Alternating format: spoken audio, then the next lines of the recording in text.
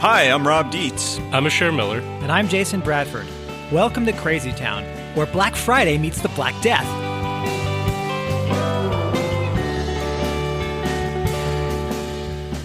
The topic of today's episode is competition for attention. And please stay tuned for a perceptive interview with Jenny Odell. Guys, I want to start with an apology today. If you just cut the cheese, I'm not going to smell it. We're distance, That's not the apology. Okay. But the apology is to you, Jason. Oh, what? I want to apologize. It took me like 8 hours to respond to that email that you sent when you said that your car broke down, you're stuck on the side of the road. Right. You sent me this message. Yeah. And you asked if I could help you out and pick you up. Okay. I'm sorry. You don't seem to remember doing that, Jason. Well, he's got a point. And this happens to me, too, where I actually think with instant communication, like, why aren't they responding? Why aren't they responding?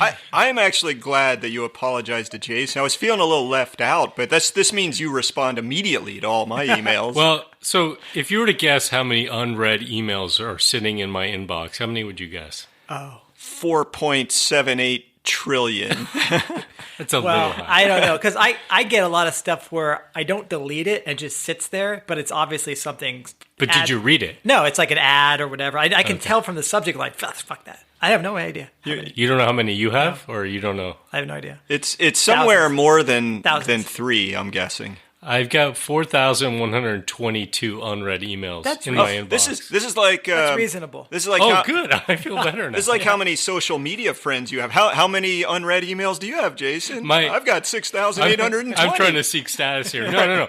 My wife Kirsten, she would be breaking out in hives at the thought of this. Like she cleans not only does she not have any unread emails in her inbox after a day, she has no emails at all in her inbox. Everything gets sorted neatly. Well, let's talk about how many inboxes we have now too. Right, that's true. That's impressive. You can probably divide people into categories by how they manage email.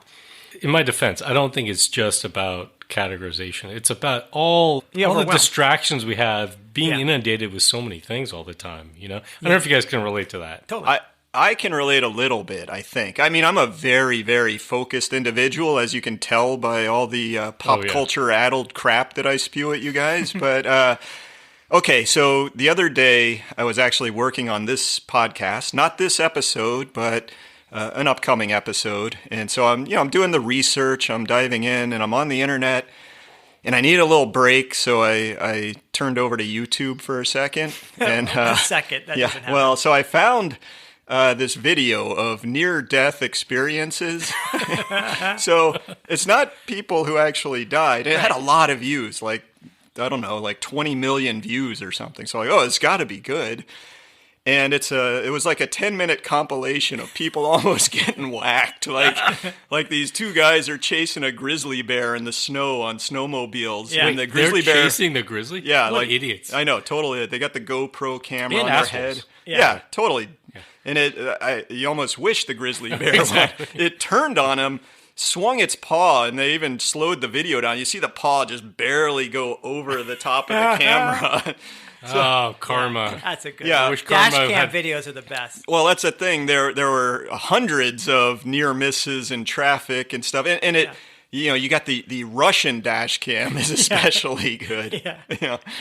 I don't know what happened. I think their insurance industry is so new over there that everybody has to prove what happens in a traffic accident or something. So you woke up like 3 days later, coming out of this. Yeah. So it turns out there are like 80 of these compilations. And you watched every single one of them. Well, I mean, let's say it was a lot more than I intended to before I got back to the task at hand, recording this podcast. Yes. You're on company time? Oh, no, Okay. I wouldn't. My boss is over here. Shut up. So I bring this up not just to apologize to you, Jason. Okay. I'm glad that that you didn't get, that was fine. You didn't get killed, as you were thumbing a ride, back. No, I'm bringing it up because I want to talk about what I think is another hidden driver. And we spent a lot of time on this podcast talking about how blind mainstream economics is about the role of energy and other environmental resources like soil and stable climate and all that. They tend to see them as just for their value as an input into the global economy, right? Their dollar value. Sure. And they sort of assume like, well, if that resource, like fossil fuels, for example, gets scarce. Or food, yeah. You just replace it with something else, right? Yeah. Well, I want to talk about a different scarce resource that can't be replaced, and that is our attention, our capacity to focus on things. That is a finite resource. Yeah, and that's what economics is all about. How do you apportion finite or scarce resources amongst various competing ends? Right. Our time, like our lifetime, how much time we have in our life. So I guess attention is what you're spending your time focusing on or paying attention to. Like watching near-death videos for hours on end. It gets you a lot closer to death. You could have been scratching your dog's, head or smiling at your wife. Planting a tree. Planting, doing something or learning more about the world, but instead... Hey, I learned a lot about the world. How dangerous it is. Yeah. You learn a lot about Russian traffic. Don't jump out of airplanes. You canceled your wingsuit order. Right. Yeah. Okay. Well, the one thing that I notice about attention scarcity and the problems that we have with it is it's not like it's new, right? I mean, when we were kids, you had television, you had things competing for our attention well before we had all the social media and YouTube and all that. But, you can even go back in history and look at stuff like the printing press. I mean, suddenly you had the ability to spread information around that you never had before. So people's attention have been getting cut up, but it seems like we're on a really massive acceleration path. Oh my gosh, it's just crazy. I just hard to imagine like the day where, the town crier is now out there speaking. Let's all gather around. Oh, Jason, man, you would have been a good town crier, I think. This, we could have got you a 3-cornered hat and a bell and put you out Jason on the... spends a lot of his time crying every day, doesn't he? I mean, think about it. It's just hard to imagine. Pre-literature... I think they're always competing. There's always been competition. You're just saying, Rob, a scarce resource, right? And that's what the field of economic studies is like. How do you manage that? Well, people have always had to manage their attention, their focus, and there's always been demands for those things and competing demands for those things. So even before there was access to information through the form of the written word or even the printing press or whatever, that people had to allocate their time either to growing food or taking care of their kids or whatever it is. I mean, that's always been a reality for people. But it's definitely then accelerating. So just the advance of technology, there was, what's the thing where you did the telegraph wire. Then suddenly you could get information from one part of the world to the other quickly, right? Yep. And so, and then pamphleteering. Fuck off, Thomas Paine. You messed up our attention span with your stupid pamphlets. And then somebody figured out how to make how to have the printing press turn over rapidly, so you could do newspapers, right? You could do rapid typesetting. Sure. And so suddenly that's a big deal. I mean, yes, there's been these technological advances that allowed us to disseminate information more broadly, more of it. But obviously, we're really talking about something different now with the internet. Oh, it's gotten to the point of stupidity with stuff like podcasts. Yeah. Wasn't it? It's like 100 years ago, radio started taking off or something, right? It hasn't been that long, even where you could have broadcast radio, right? Yeah, right. It's just shocking. I and maybe I've even talked about this on the podcast before, but my dad was born in 1945, and he was somebody who just had a mind for science from a very early age. He was born that way. Incredible curiosity, loved science.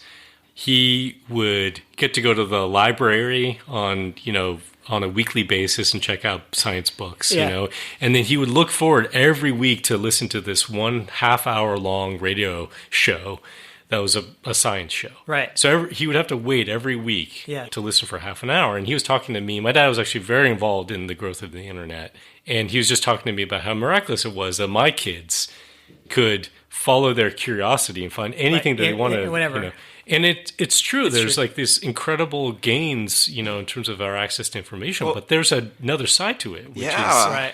This competition for our attention. Think about your dad waiting for that show and what thoughts he might have been processing or coming up with in the intervening time. Like, that's something that, instead now I'm like watching 12 YouTube videos, asking over email, some professor, going, all over the place, where, I don't know, it's an interesting comparison. When I was in college, I spent 3 weeks trying to sell encyclopedias door to door.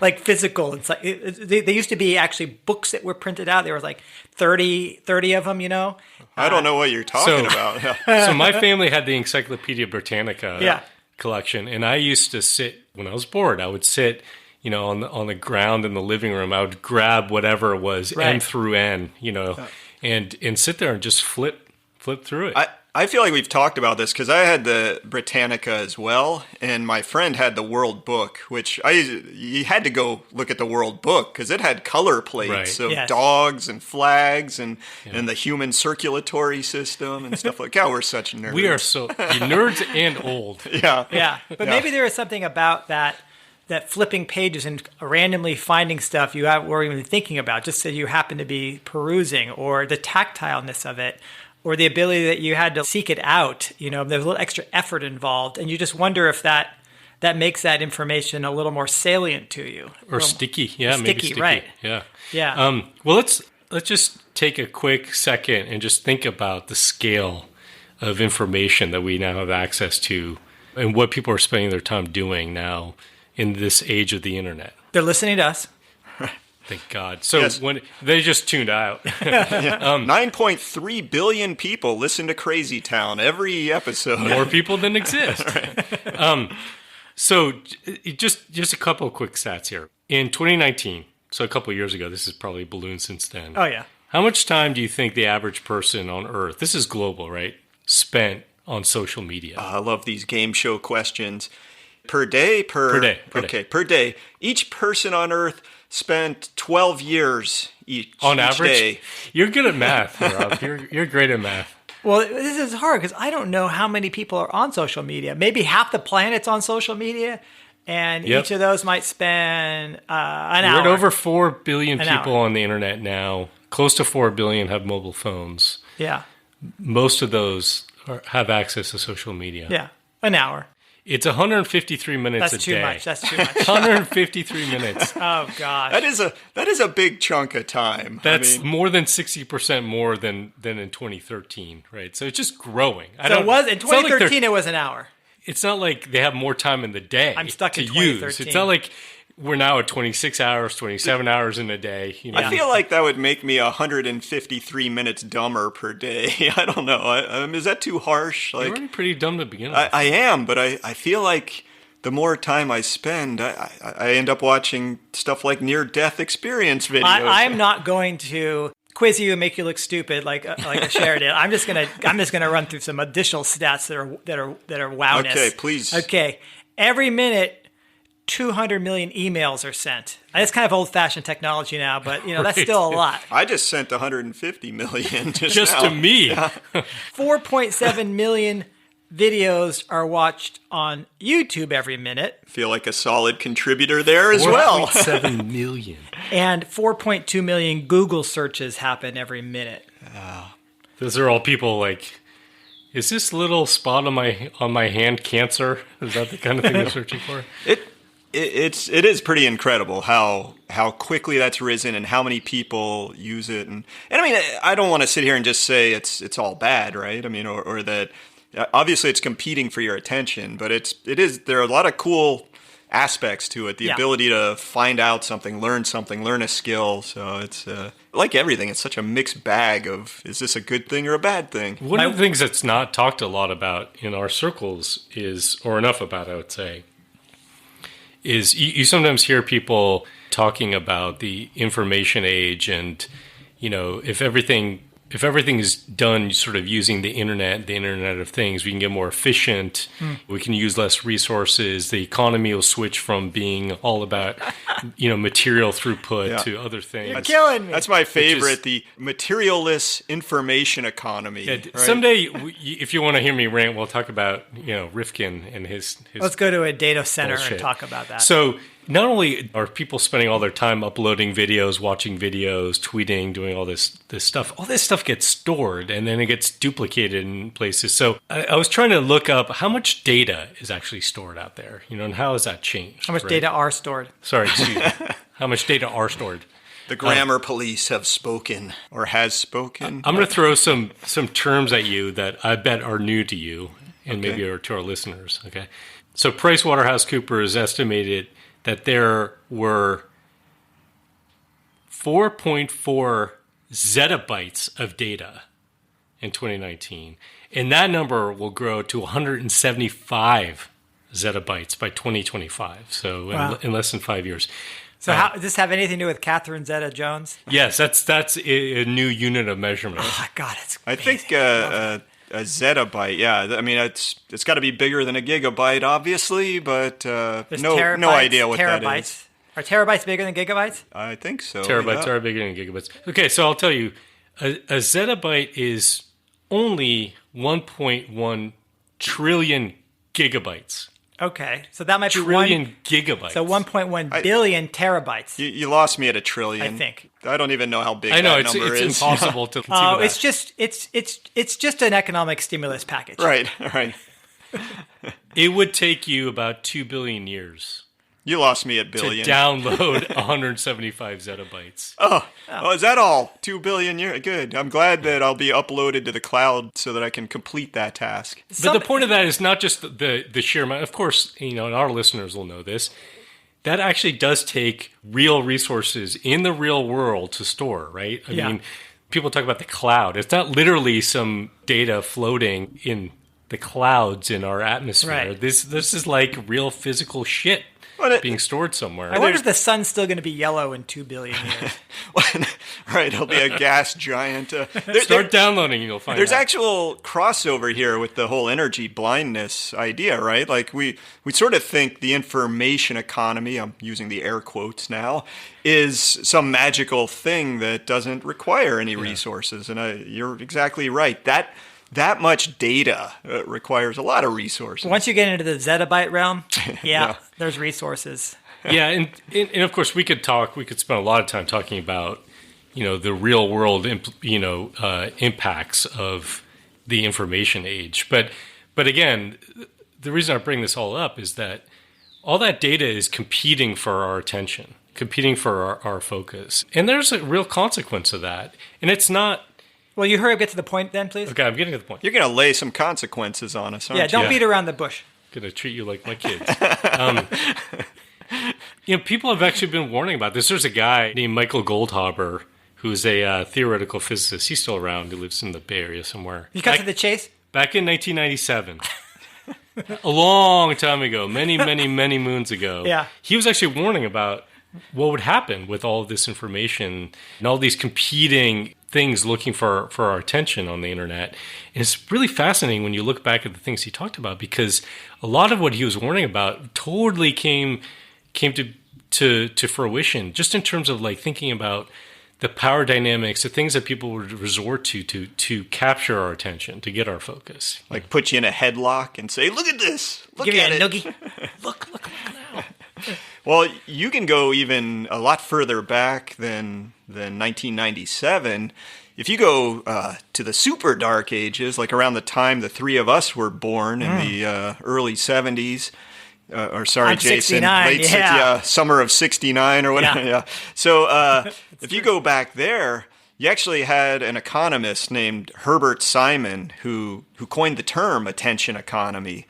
And he actually came out, he was a good coiner of terms. Did I just coin that term? It's called a meme. Yeah, he came up with the idea of satisficing, meaning when you have so many choices and so many things vying for your attention, you kind of use this process of sort of mixing up a satisfaction with something that suffices. You don't always get to the best selection. So anyway, this guy, he came up with this stuff, and I want to read you guys a quote, if I may.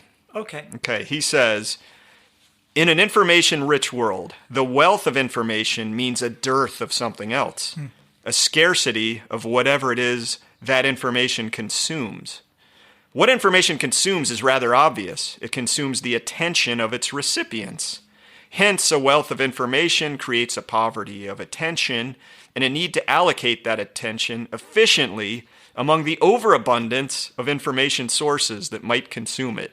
So that's a little bit, what would we call it, like Byzantine, weaving around, but there's... Well, he wrote that in a time when people could actually follow the whole train of thought. Those are big words. That was a lot. Like back then, you could actually, like, now it's like TLDR, like on that quote. Yeah. I have to tell you, if like on the Post Carbon site, when we post articles or things in there, we've got a tool that helps us try to figure out what's going to make it most optimized for search engine searches. Yeah. And this tool, this little plugin tells us, it gives us a score rating. It's actually smiley faces. So we're constantly getting these very red, frowny faces. Why? Because our sentences are too long and our words are too complex. We don't speak like advertisers. Exactly. I have a friend who used to work for USA Today, and he's like, we screwed this all up. He says, we wrote to the 5th grade level, right? And people loved it.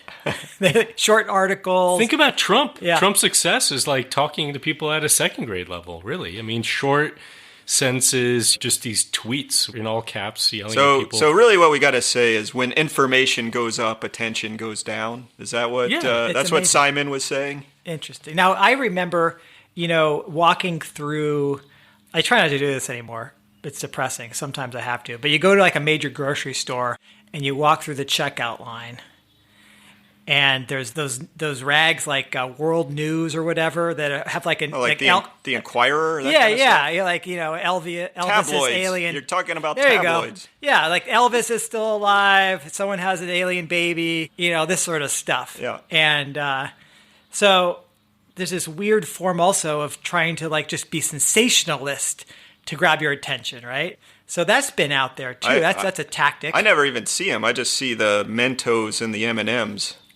Right.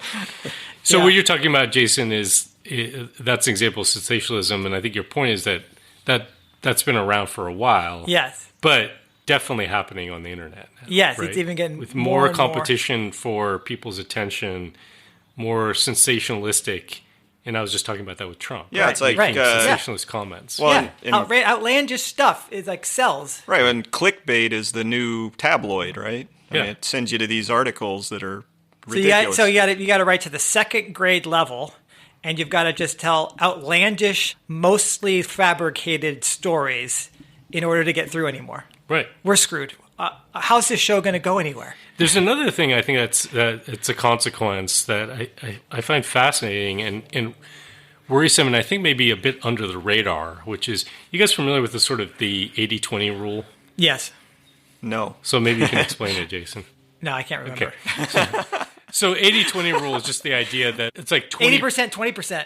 Yeah. 20% of the things out there get 80% of the attention. That's what I meant. Okay. I like how we just caught Jason in a pretending to know moment. That's fun. Well, I heard about it, but I didn't feel like I'd be articulate. So my point is, I actually think it's more like a 99 to 1. 99% to 1%? Yeah, think about it. You see these trends on the internet. You see them with podcasting. Yeah. You see them I actually think with book sales. Yes. Where 1% of what's out there is actually commanding 99%. Right, of the sales. Of the sales, attention. Sure. And partly it's that there's so much more that's out there, right? So many more books being published because you could self-publish now. Yeah. Not enough podcasts, though. So many podcasts, growing by leaps and bounds, but only like 1% of the podcasts are getting this disproportionate amount of attention. Yeah. And what that happens is, and actually Goldhaber really warned about this, is that you get a consolidation of power when there's competition for the scarce resource, which is attention. and there's so much power in capturing that attention, it tends to be that people that hold power figure out a way to maintain that power. Yeah. Do you know what I mean? And you're actually seeing that now where, talking about podcasting, you got Bruce Springsteen and Barack Obama launching a new podcast. Entering our space. Well, so I have a friend who, he has a lament that in the 80s and 90s, he called himself a mid-level author, meaning he was writing books and he actually got a reasonable salary from doing that. And he can't do it anymore because of this consolidation. It's like the superstars all write the books and make all the money and get all the readers. And so his books can't achieve that level. And he doesn't feel like he's had a drop in quality or anything. It's just a structural change in the way information's delivered. I can't even break through now as an Instagram influencer. Yes, that's right. Instagram. You gotta use those filters better. Okay, thank you. I need some feedback. You are lacking compared to Cristiano Ronaldo. You know how many Instagram followers he's got? You have to tell me who that is. Oh, good God. Okay, Ronaldo is one of the best soccer players in the world. So he's like the Roger Federer of soccer? Some people would say he is the best. You started. Yes, I know. Some would even say greatest of all time. But he's a very suave, good-looking soccer player who scores a lot of goals. He can kick balls really hard. Okay, can he serve? How's his serve? I don't know. This is not a tennis podcast. Okay. So how many? Let's go back game show style. How many followers does he have on Instagram? More than I do. Yes, he has 205 million followers. It's like the population of Indonesia or something like that. I think there's only 4 countries with more people in them than India, China, United States. Yeah, it's like maybe Indonesia. Right. So if he ran for like president of the planet, you know what I mean? Yeah. He could probably win. He's got a good start. So, you talk about the ability of somebody like that who's good at kicking balls. Right. He's like super influential. Whereas, you got other people whose ideas you really want to get out there. Like in this podcast, we've talked about Herman Daly, who's kind of the... Oh, yeah. Has he got a good account? Well, he's one of the founders. You should see the way Herman poses on Instagram. He's always showing off his bling. Yeah. It's amazing. He can kick an economic theory really hard. He's one of the founders of ecological economics. Right. He's written some good books on it. I think he's influenced people who know of him and find his stuff, but he has exactly 0 followers on Instagram. He needs to learn how to use hashtags. Yeah, right. Right. Well, I think, what's interesting is like they talk about the supernormal stimuli of the modern world. And what? Well, it just reminded me of a Ronaldo picture when you said that. Supernormal stimuli? So Ronaldo got a bronze statue put up of him a few years back. Yeah. So there was a bronze statue on the college campus I went to of Benjamin Franklin, and he's sitting on a bench. Yeah. And all the people who walk by the bench, they like rub him on the head. Yeah. And so, bronze, when you rub it, it gets like polished. Yeah. So Benjamin Franklin's head is brighter than the rest of the sculpture. So this Ronaldo statue has a really big bulge in the pelvis area. You gotta, if you Google it, if you Google like Ronaldo statue, we just lost all our listeners because their attention just got diverted over. Yeah, they're all like checking out they're following Ronaldo. One of the 4.2 million searches that's happening this minute. This is why he has 205 million followers. So after our episode, he'll have 205 million and one. Yeah, but his statue, the bulge is actually polished from all the people touching it and rubbing it in their photo opportunities. Let me tell you what that's about, all right? It's a cup. They wear a cup that protects the jewels, okay? So... Yes. Okay, good. Yeah. So back to your stimuli, point? Jason was trying to say something. Sorry for that aside. You hijacked my discussion item with a supernormal stimuli. It's actually a good... I was competing for your attention. Yes, but that's the deal is like, there is a wanderlust in humans. There's a desire to seek novelty. Our dopamine system, our reward system, can get kind of bored in a sense. It can get the same thing doesn't give us the same kick again, right? We can habituate, And so we look for new things to kind of get our jollies.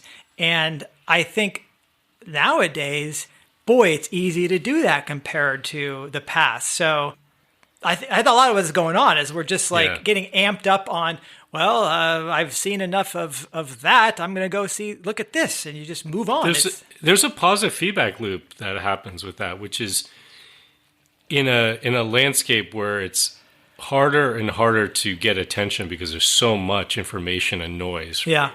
And that competition, that people will revert to things that trigger that dopamine rush, right? Mm-hmm. That novelty seeking. It could be sex, it could be violence, it could play on fear, it could play on desire, it could do whatever, but it's going to this very base part of ourselves that gets the attention, right? Near-death experiences. And then because they see the success of that, others are competing and using those same techniques. So you have this positive feedback loop where there's more of that happening that gets more and more rewarded, that creates more of that competition within that space, and we essentially get dumber, right? I think what you're talking about, Asher, is there's a flip side to it. I mean, there's this habit-forming thing, right, that you're talking about where you're after these dopamine hits and you're avoiding boredom because you go to the next video, you go to the next social media post, whatever it is. Sometimes it even, does it automatically for you. You have like an infinite... It will happily do that for you. Yeah. Keep playing forever. And you got an infinite set of possibilities to look at. So you no longer have to deal with boredom.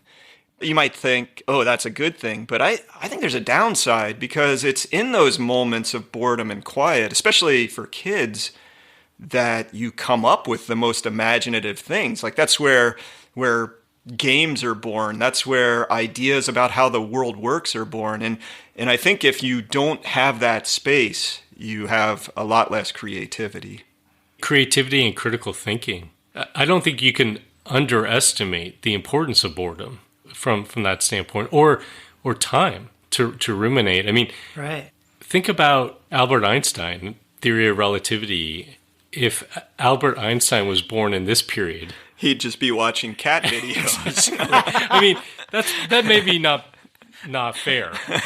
It could be how that does the cat land on its feet all the time? It could be that Albert Einstein would be exposed at a younger age to information that would have led to who knows. But yeah, it's scary to think that without creating space for new ideas, we don't have critical thinking. We don't have creative thinking.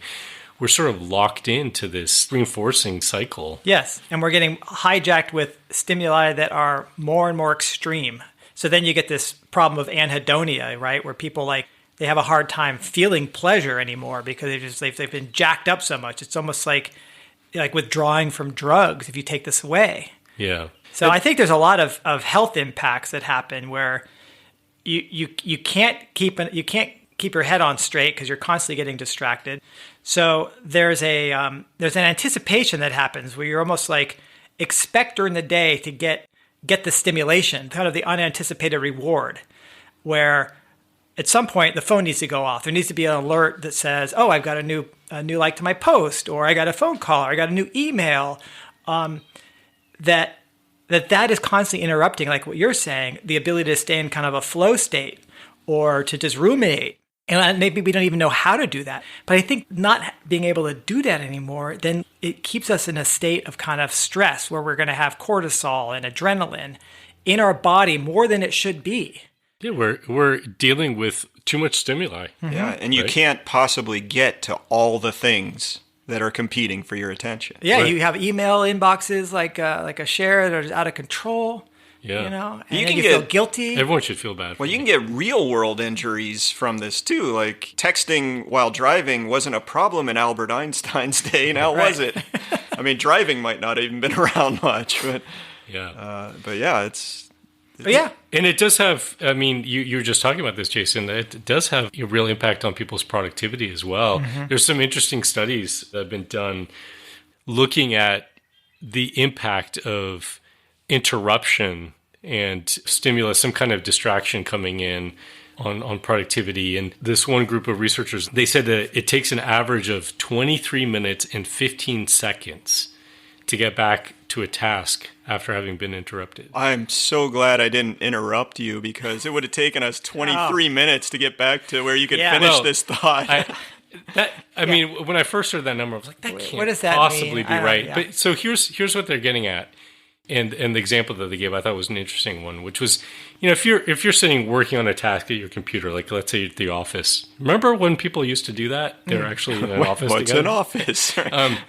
And somebody came in to get your signature on something. That's not going to take you 23 minutes to get back to what you were doing before, right? That's because it's not something that's fully taking your attention away, reorienting it to a completely different project. Like if I came in and I said, Asher, look at this near-death experience video. That would totally... Now it's going to take maybe So if you're completely shifting your focus, I mean, there are things you could do. You could do dishes. You can multitask on some level if it's using maybe different parts of your brain, but if you're focused, you've got focused attention on a task, and then you have to take that focused attention and shift it to another completely different project or task. It can take a very long time to get back into that flow of focus with the original task, And think about how many times we get interrupted every day.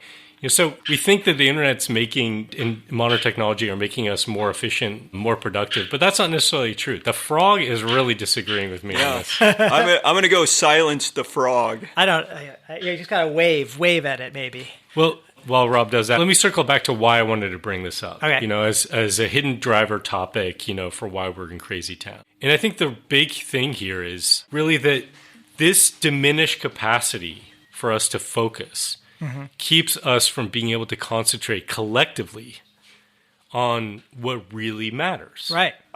I'm sorry. This is going to be an attention-grabbing thing. I just deflated manually, very gently, the throat bubble of a Pacific tree frog. It actually touched it? It's the male. Yeah. It's the male that calls, and the males are smaller than the females. Yeah. They're right there on their windowsill. There was a male and a female. Yes. And Do you know what it's called when the male clasps the female in the mating ritual? It's called Ronaldo's bulge. It's called amplexus. Wow. And they do that. They spend a long time together, usually at night near water. Here we're really competing for people's attention with factoids now. This is good. You guys are proving my complete point with this episode. I am sorry. All of our attention I love and the focus Pacific have been tree taken frogs, away. though. They're great. Yeah, they are. So what I was saying, Rob, you were saying? when you wandered off to touch frogs, was plexus.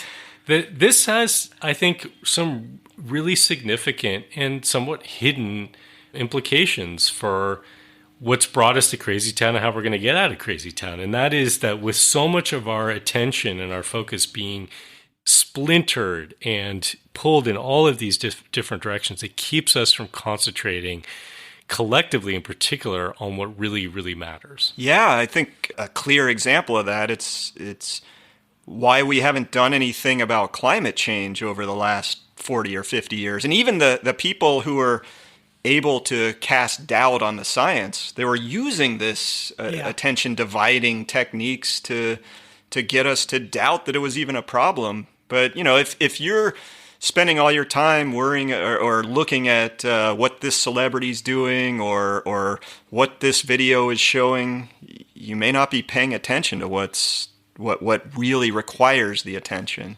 Yeah, and the collective piece to me is, I think, a really important piece of it. And not only is this scarce attention economy, this competitive attention economy, keeping maybe us as individuals being less productive or less focused on things that really matter, it's the collective piece of it. It's so hard to get a not even consensus view on what's important, but a kind of critical mass of attention and focus on things.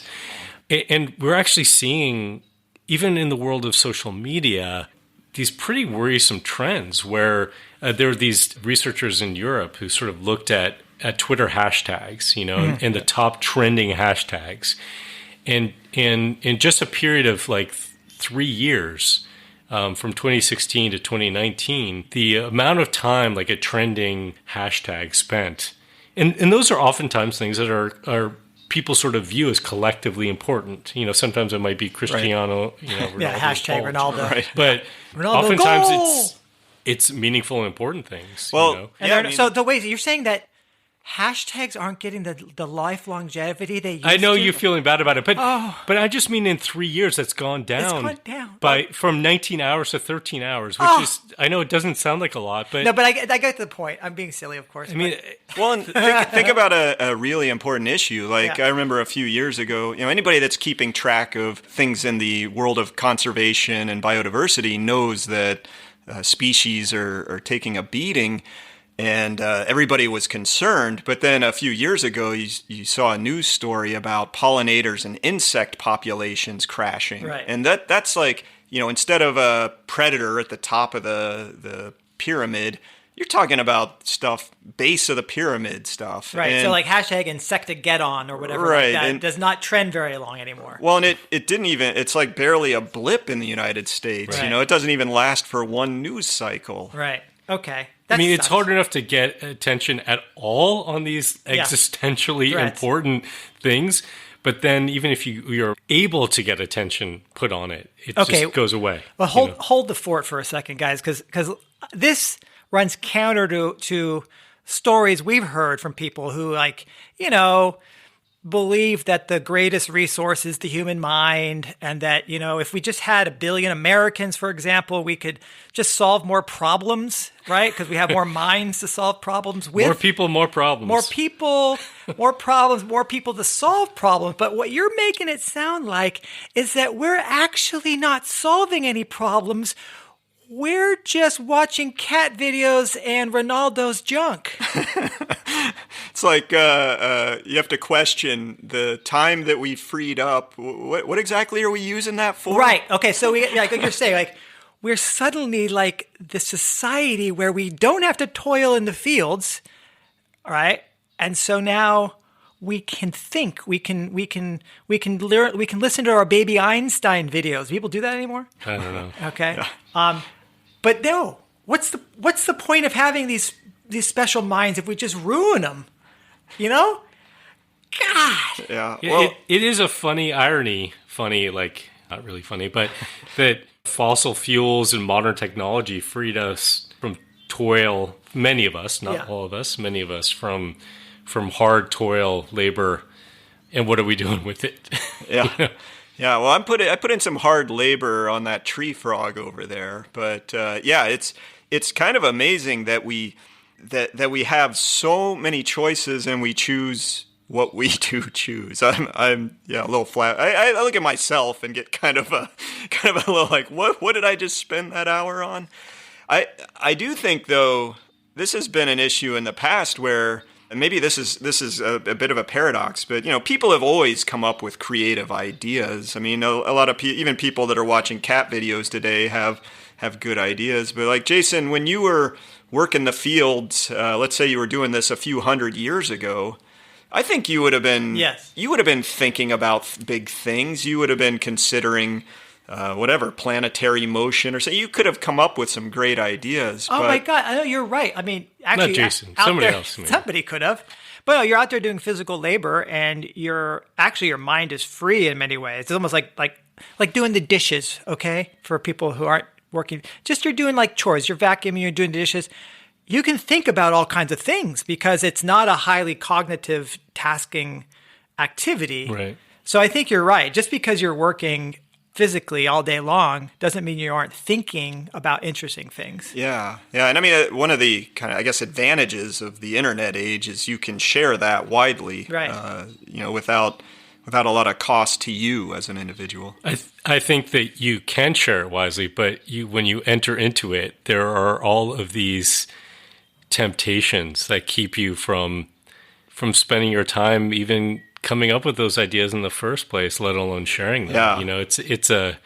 It's very much a double-edged sword. Yeah. We all think about the fact that the energy that is underpinning this modern lifestyle we have, the high energy modernity, as we've talked about before in our show, that's waning. And this is all energy hogging zettabytes. Yeah. And maybe people are going to need to have to spend more time actually thinking about taking care of their basics. And it doesn't mean they can't think and have great ideas and share them, but you just wonder, like, are we going to get weaned off of this sort of supernormal stimuli? What's that going to be like for us, I wonder? How are we going to go through some kind of withdrawal symptoms as a culture? You could name this the age of the waning and the weaning. Hashtag that, baby.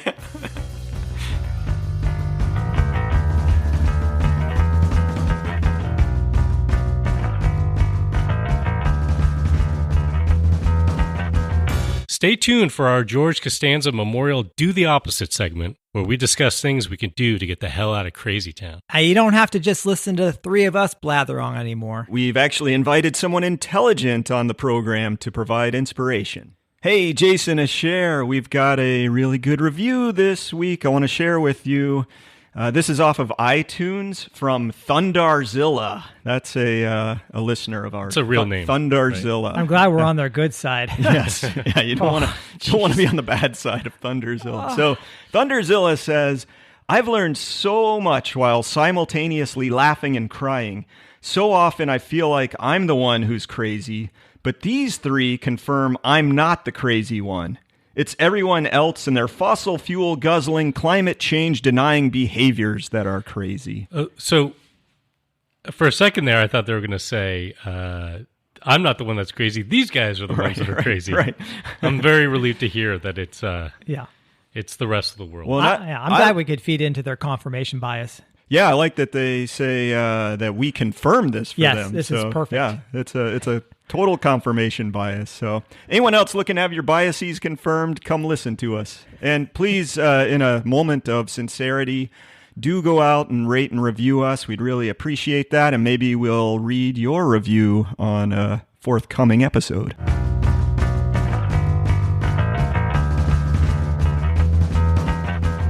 Every decision I've ever made in my entire life has been wrong. My life is the complete opposite of everything I want it to be. If every instinct you have is wrong, then the opposite would have to be right. Okay, guys. So, what should we recommend to our listeners as a do the opposite? Well, this is clear and easy, and this is the most important thing. Is immediately, everybody, cancel subscriptions to all podcasts except ours. Right. Yeah, maybe just cancel everything. Yeah. No. Keep ours. Right. Keep ours. Yeah, you can cancel everything else. No, I was thinking that there are techniques to limit interruptions if you really, and I struggle with this myself, but if you focus on creating sort of containers and boundaries for yourself, so limit how often you check your email, at certain times of day, really scheduling your time and thinking about blocking out for things and then turning off distractions when you're trying to especially do things that require sort of a higher level critical thinking that require more concentration. Yeah, and I hate to go the tech route, but sometimes there are apps that can help you. I remember when I was working on writing a book and I needed to stay away from the internet for a while, I had this app that I could set a timer where it would not allow me to get on the internet until that time expired. And it was really useful. I think we should up it up a little bit and create an app that actually gives people like a shock. Right. They try to get on the internet. Yeah, it just comes right out of the keyboard. And yeah. No, I think that's pretty cool. Although sort of hard to do. Like, I like the idea of sort of a container for email, but I'm just trying to think in a workday how hard that might be for some people. Yeah, it obviously depends on what your situation is. Yeah. But I find for myself, and like I said, I'm not very good at this, but I am much more productive when I actually turn my email off for certain periods of time. Because I see those notifications pop up, and I find it very difficult not to get sucked in, especially when it seems like, oh, this might be timely. Yeah. No, that's why I didn't actually respond to your email about your car on the side of the road. Yeah, well, at least the tow truck did, so. Yeah. Well, I think another do the opposite, and this should be a healthy thing for everybody, is to put down the phone, put down the video, put the screen away, whatever, and get out in nature. Spend time in the outdoors. Forest bathing. Bathing. It's true. Actually, studies have shown that being in nature actually provides restoration to cognitive functions. It has an actual impact on people's brains, and their ability to do higher level cognitive functions once they've been in nature or even looked at nature. I think there's something about there's stimulation in nature, but it tends not to be of the kind that's overstimulating. So it's almost like a Goldilocks level of experiences you get. I mean, unless you get attacked by an alligator or something. Yeah, exactly. Right. Well, or a bear, if we're talking about Goldilocks. Right. I guess that was the obvious reference. You went for alligator. I need to go spend some time in nature so I can think more clearly. But I think the artificialness of our lives, like we live in these houses or these offices when we used to go to offices or whatever, these sort of phony environments where you're not feeling the wind, you're not feeling the temperature extremes, you're not feeling the sun directly on you, you're not getting senses of smell, you're not seeing the complex patterns of foliage. It's like there's not the right normal stimulation. And then what we do is we put ourselves in front of a screen, and when we're getting or listen, earphones, where we're getting super normal stimuli. Yeah, overstimulated. So it's this weird thing for our brain where I think we evolved in nature, and I think it provides kind of this like balanced stimulation. It's especially bad when I'm watching YouTube and snorting pixie sticks. It's really bad. On the nature front, not only is it restorative for people, they've actually done studies looking at group dynamics and the abilities for groups to find consensus or to come up with creative solutions. And they've studied groups in an artificial environment and groups in nature, like just sitting around together outside. And they found that actually being outside in nature as a group, making decisions or discussing issues is more productive. That's why those biosphere projects failed. They were not really in nature. They were in the bubble. Well, I think we should lay down a little bit of a challenge rather than just say, go out in nature. How about for every hour or any amount of time that you spend on the screen for, say, just entertainment or frivolous pursuit, you have to spend an equal amount of time in nature. Yeah. So you take the 153 minutes you spent on social media and then the 2.5 hours you spent like watching videos, and you add that together. That's about 5 hours. So you're telling me I have to be outside from 9 p.m. to 4 a.m. every night? Yes, this is what we need to do. Okay. Let's do it. Oh, crap. All right, I'll do it if you guys do. I'm in. All right, I'll see you tonight. Yeah, see you at the creek.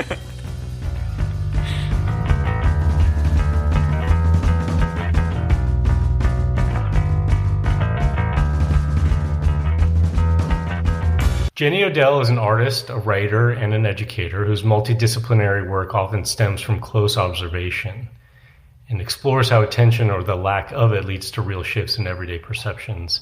In 2019, she wrote How to Do Nothing, Resisting the Attention Economy, which is a wonderfully written and helpful resource for those of us struggling with the question of how to spend our time meaningfully and healthfully. Her work can be found at jennyodell.com. Jenny, thanks for joining us in Crazy Town. Thanks so much for having me.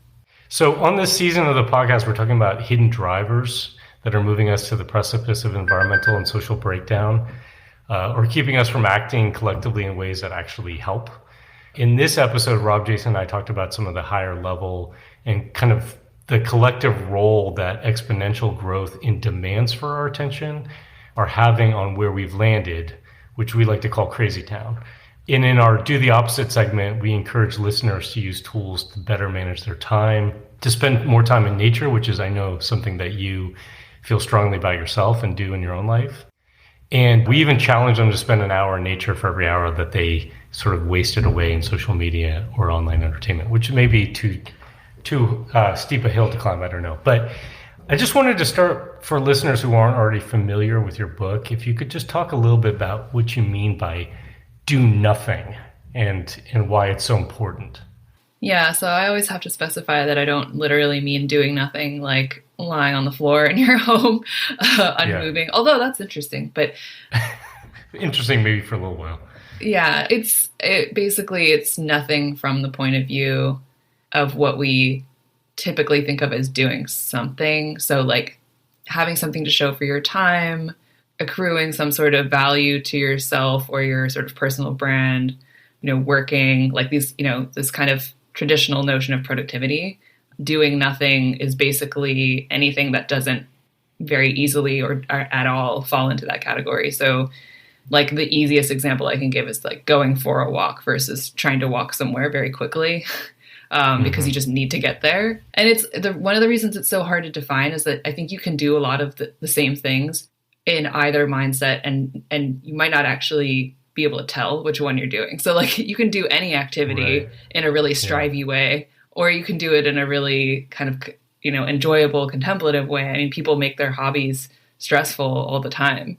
So it's like, that's one of the reasons it's kind of a subtle distinction. But I think it has to do with a sort of a feeling of like curiosity, wandering, goallessness.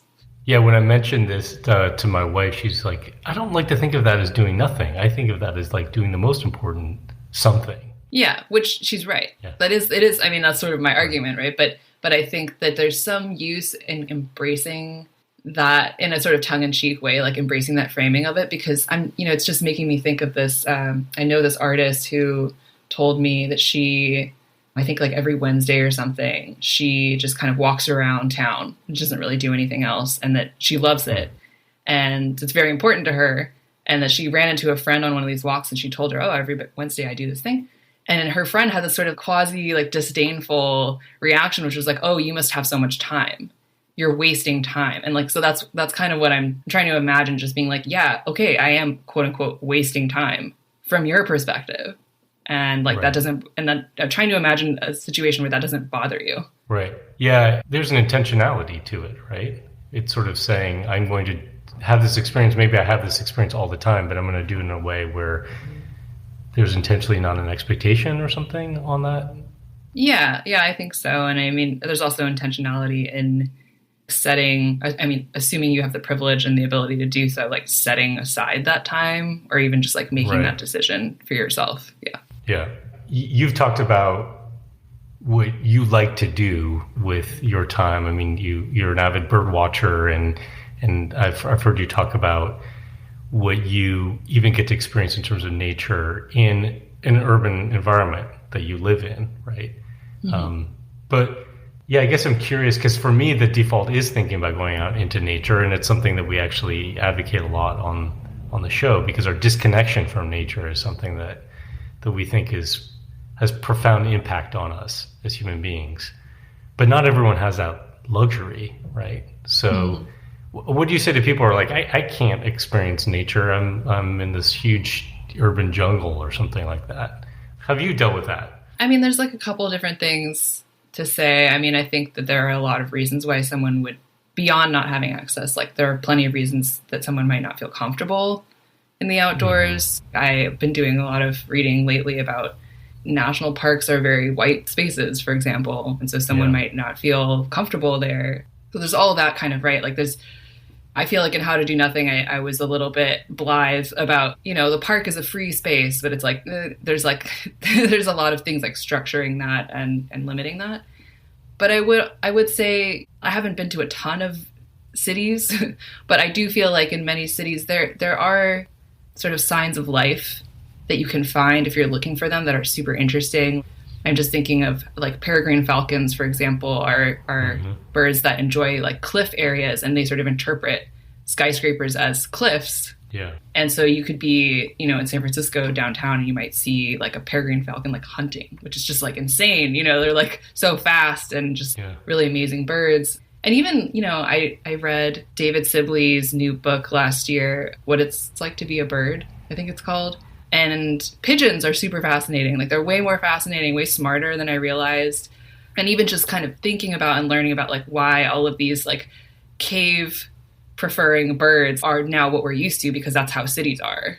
It's just really interesting. So I think like even taking the issue of being in a city and there are the animals that there are there, and like taking that as like a point of interest rather than like, oh, it's so sad that I can't see quote unquote unadulterated nature.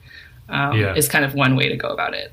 And maybe it's not just nature, it's just observe. It sounds like a lot of this is just being open to observation and curiosity. Yeah, and whatever happens to be there. I mean, one thing I feel really strongly about is I love going to these sort of like really, grandiose places as much as anyone else, like Yosemite or, like Kings Canyon. It's very spectacular and it's very memorable, but I think that there's like a risk that people sort of draw a hard line between that and kind of everything else, and particularly their own neighborhoods as these kind of like degraded spaces that are not worthy of your attention. And there's like nature, and then there's somehow like not nature or something. And I actually just wrote an essay recently about just learning about like the geology of my neighborhood and the fact that I live on a hill because there is an underground creek down the street from me. And so the entire shape of my hill is determined by this water that I can't see because it's buried. But just knowing that and just doing like a little bit of extra work to find out why things are the way they are around you, even if, you know, unfortunately they're buried or they're hard to access. Yeah, I think this is probably the toughest thing to do in like suburban America or new development America, where there isn't much history and there's so much kind of boring, prescriptive design, urban design that's been put on place. But in older cities, I mean, you talked about the topography of where you are. You can peel back layers of why things were built in the way that they were. You know what I mean? And I lived in Amsterdam for a while, and one of the things that we love to do, and a lot of people did, is just you walk around on the streets and you look in people's windows, and people had a window that was kind of like their display window, and it was their way of expressing their personality, and they would do it for people. And so it was just, there was always something new to discover because people were expressing themselves. We humans are nature too, right? So there's a lot just to be able to observe in terms of human nature. Totally. Yeah. So I guess I have two other questions. One is, what are your thoughts about boredom? You know, what would you say about boredom as a valuable thing to experience or not a valuable thing to experience? And how do you cultivate boredom?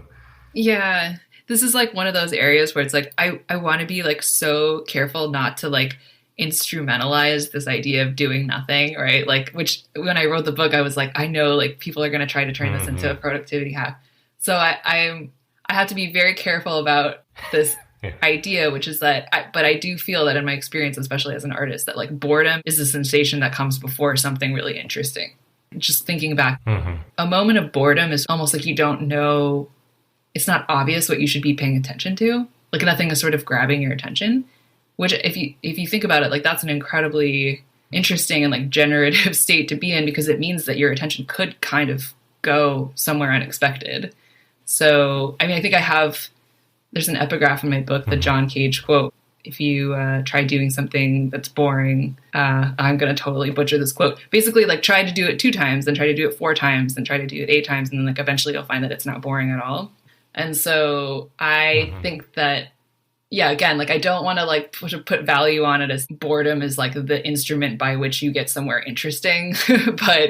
But I do think that it is an underrated state of being. And that's very kind of rare now because there's always things to entertain yourself with. Yeah. I think we're scared of being bored. Yeah. I think there's an anxiety that people have. Well, because I think, you know, it has to do with right now, there's always the potential for everything. It's like everything could be everything. That's what I've been thinking about lately is like, I've been telling myself like everything doesn't have to be everything.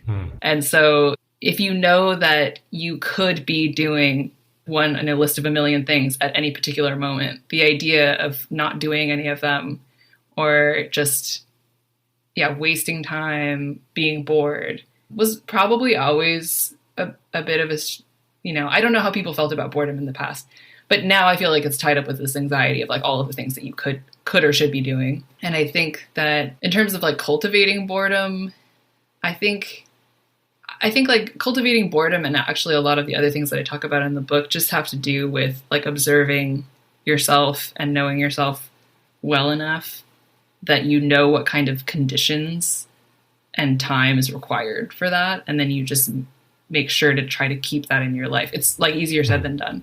And I think it's really hard during the pandemic because for a lot of people, work and non-work are all on the computer and maybe in the same room. And like, so now it feels extra arbitrary, but maybe it gets a bit easier when that is not the case. I think a lot of it's just about balance. We could romanticize boredom because it seems like it's something that few people give themselves anymore.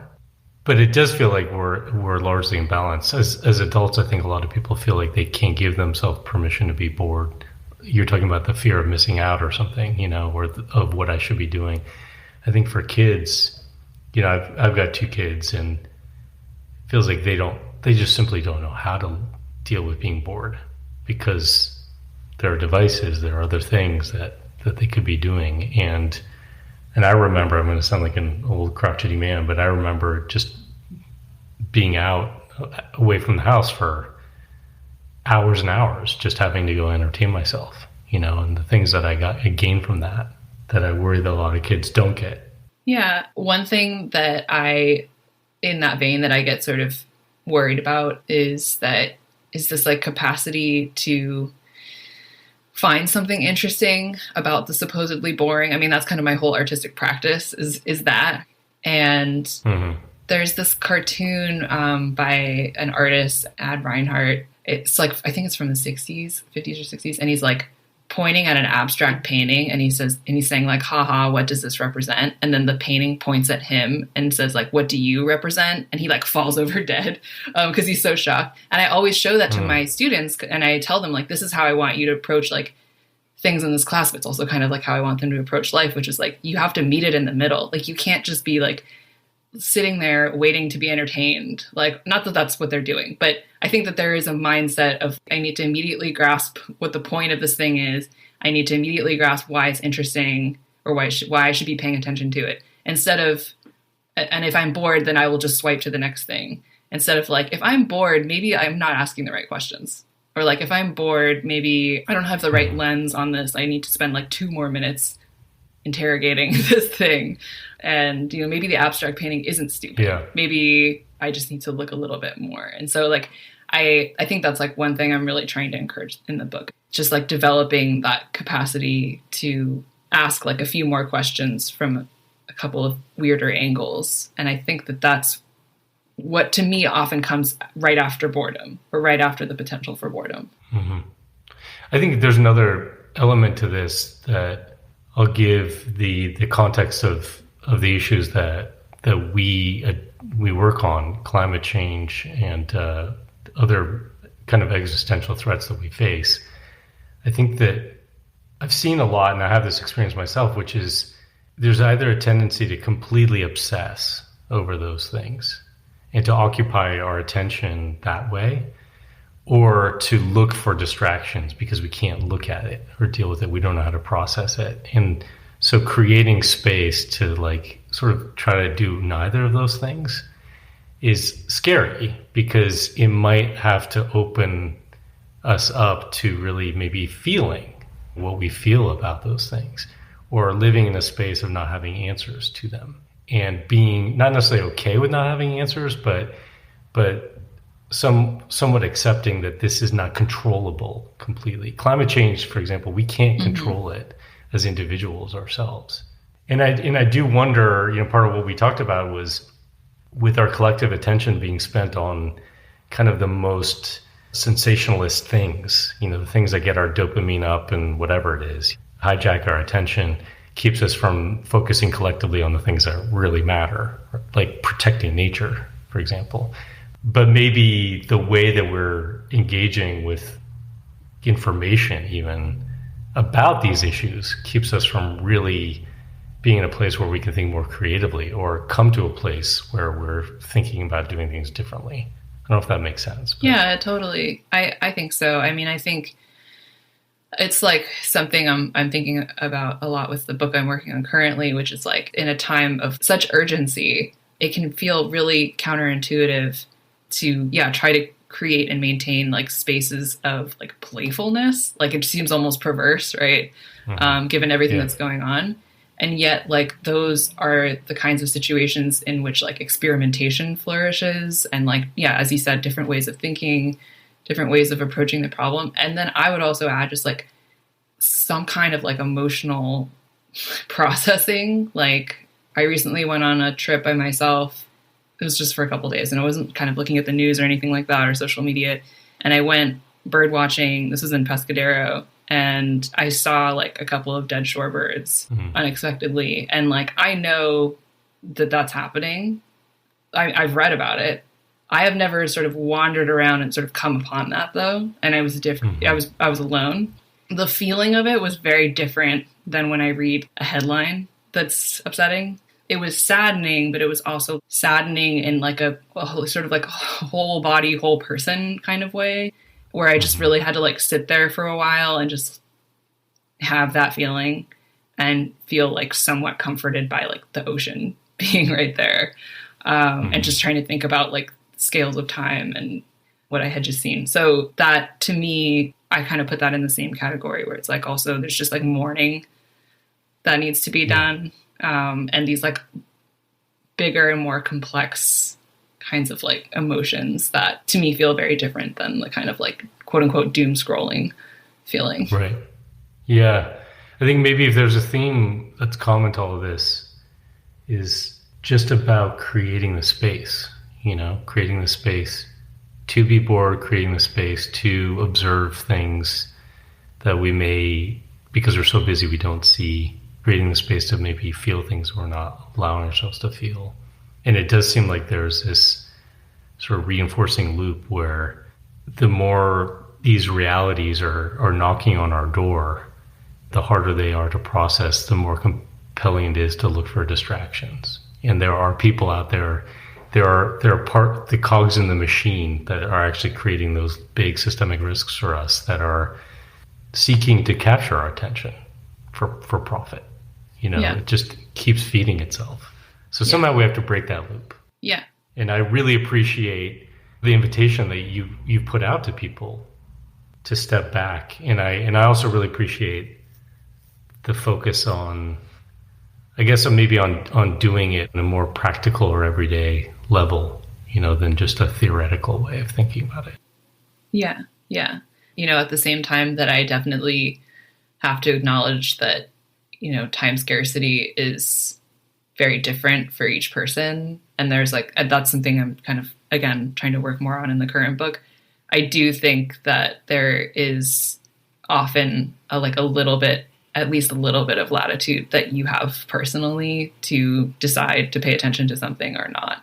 I think you can admit both. There are these like external circumstances, and also like the attention economy is like quite formidable in terms of like how it's designed. Like there are like very smart people who are working together for a lot of money to win this chess game against you and your mind. So you can admit all of those things, but you can also, I think that there's like something really lovely and kind of like simple about that little space where you're like, oh, I actually have a choice there that I didn't think that I had. Right. And I'm going to exercise that. And then sometimes it's the case that you use that as a kind of wedge to like pry open this little space. Then you have a little bit more, and then you use the wedge some more, and then you have a little bit more, and then maybe you can try to create it for others and so on. Yeah, I like that. I like that a lot. It's a kind of a rebellious act. Yeah, in a very small and quiet way sometimes. Yeah. Well, Jenny, thank you so much. I really appreciate it. And again, I want to encourage people to check out your work at jennyodell.com. Thanks so much. Thank you.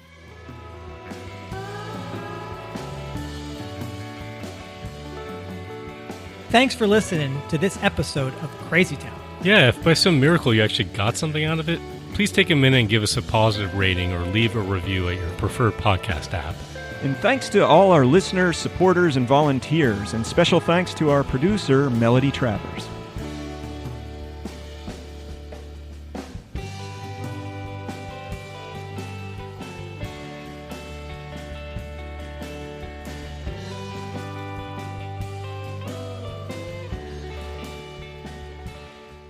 Well, we had a show about attention spans and supernormal stimuli and just how crazy it is nowadays to just not get drawn in. But there is help, and we got a product this week we're really proud of, smart cones. And I know, Rob, you've been... Smartphones? No, smart cones. Oh. Smart cones. Rob, you've been trying it, so what's your experience? Has it helped you? Well, help is kind of a big word to use. Let me just describe what happened. So I got them in the mail. I unboxed them.